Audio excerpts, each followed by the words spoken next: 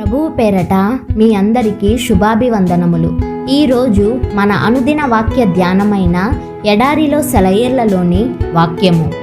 ఓడలెక్కి సముద్ర ప్రయాణము చేయువారు, మహాజలముల మీద సంచరించుచు వ్యాపారము చేయువారు యెహోవా కార్యములను, సముద్రములో ఆయన చేయు అద్భుతములను చూచిరి. కీర్తనల గ్రంథము 107వ అధ్యాయము 23-24 వచనములు. గాలి ఎటు వీచినా అది పరలోకానికి చేర్చ సాధనమే అని గ్రహించని వాడు జీవన నౌకాయానంలో అనుభవం లేనివాడే.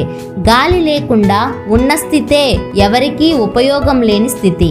గాలి తూర్పుకి పడమరికి వీచినా, ఉత్తర దక్షిణాలకి వీచినా పర్వాలేదు. ఎటు వీచినా నావను నౌకాశ్రయం వరకు నడిపించడానికి దాని సహాయం తీసుకోవచ్చు. సముద్రంలో లోపలికి వెళ్ళిపోవాలి. పెనుగాలులకు భయపడకూడదు.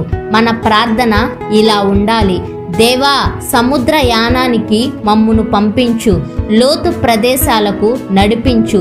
ఇక్కడైతే కాస్త గాలి వీచగానే నావ కొట్టుకొని బ్రద్దలైపోతుందేమో.